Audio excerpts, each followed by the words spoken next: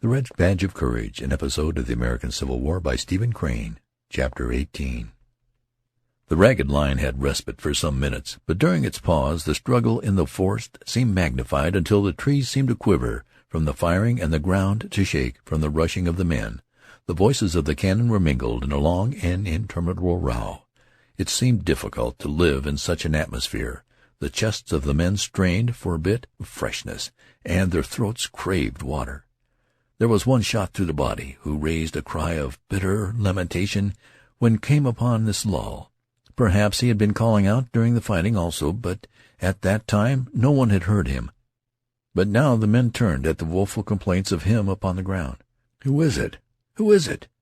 "It's Jimmie Rogers, Jimmie Rogers." When their eyes first encountered him there was a sudden halt, as if they feared to go near. He was thrashing about in the grass, twisting his shuddering body into many strange postures. He was screaming loudly. This instant's hesitation seemed to fill him with a tremendous, fantastic contempt, and he damned them in shrieked sentences. The youth's friend had a geographical illusion concerning a stream, and he obtained permission to go for some water. Immediately canteens were showered upon him. "Fill mine, will you?" "Bring me some, too." "And me, too." He departed laden. The youth went with his friend, feeling a desire to throw his heated body into the stream, and, soaking there, drink quarts. They made a hurried search for the supposed stream, but did not find it. "No water here," said the youth. They turned without delay and began to retrace their steps. From their position, as they again faced toward the place of the fighting, they could of course comprehend a greater amount of the battle than when their visions had been blurred by the hurling smoke of the line.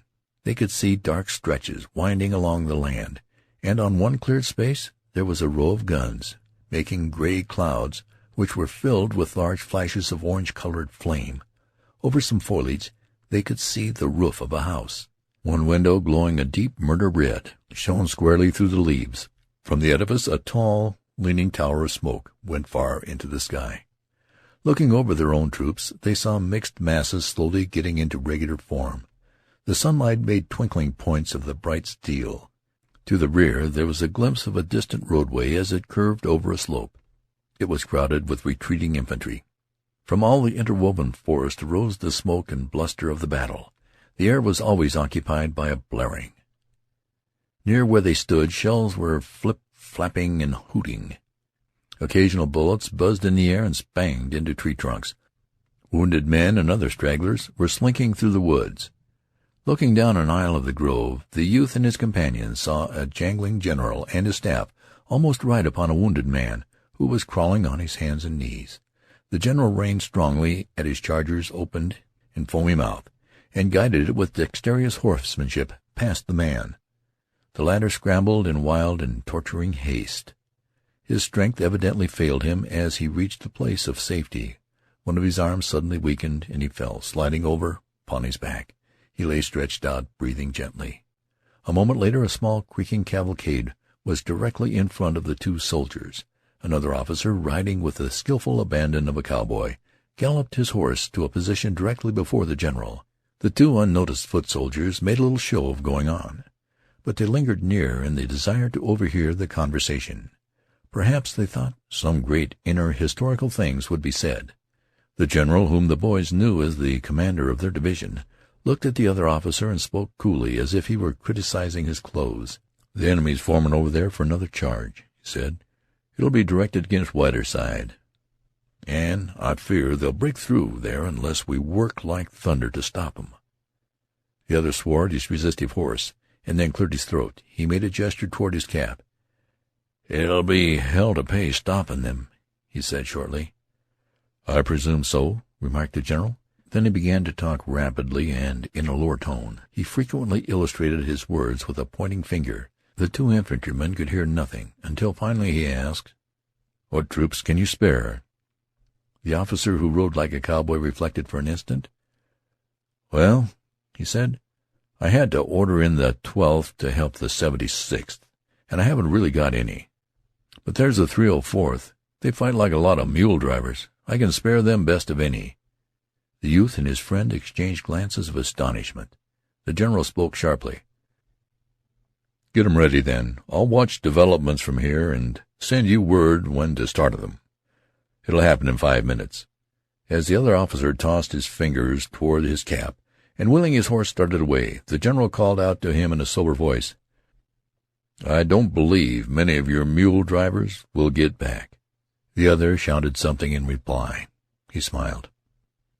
With scared faces, the youth and his companion hurried back to the line. These happenings had occupied an incredibly short time, yet the youth felt that in them he had been made aged.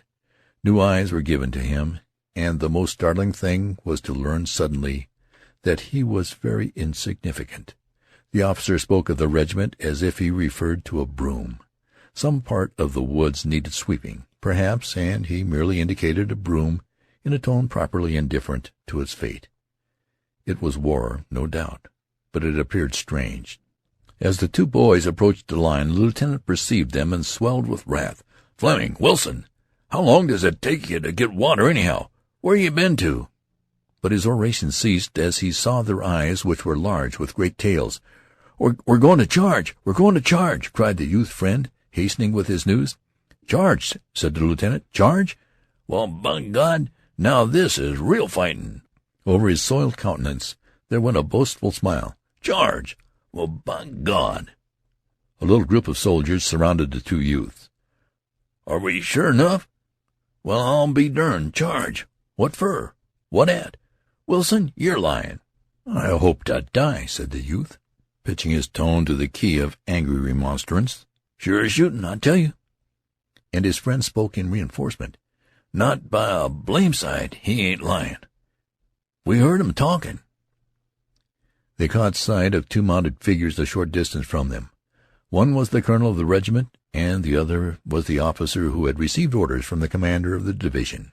They were gesticulating at each other. The soldier pointing at them interrupted the scene. One man had a final objection. "How could you hear 'em talking?"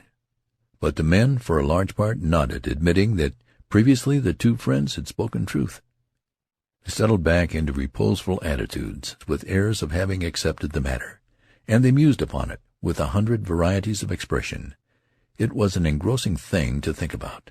Many tightened their belts carefully and hitched at their trousers. A moment later the officers began to bustle among the men, pushing them into a more compact mass and into a better alignment.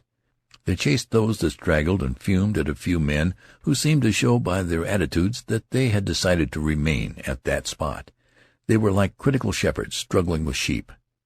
Presently the regiment seemed to draw itself up and heave a deep breath. None of the men's faces were mirrors of large thoughts. The soldiers were bended and stooped, like sprinters before a signal. Many pairs of glinting eyes peered from the grimy faces toward the curtains of the deeper woods. They seemed to be engaged in deep calculations of time and distance. They were surrounded by the noises of the monstrous altercation between the two armies. The world was fully interested in other matters. Apparently, the regiment had its small affair to itself. The youth, turning, shot a quick, inquiring glance at his friend. The latter returned to him the same manner of look. They were the only ones who possessed an inner knowledge. "Mule drivers, hell to pay. Don't believe many will get back." It was an ironical secret. Still they saw no hesitation in each other's faces, and they nodded a mute and unprotesting assent when the shaggy man near them said in a meek voice, "We'll get swallered." End of chapter 18.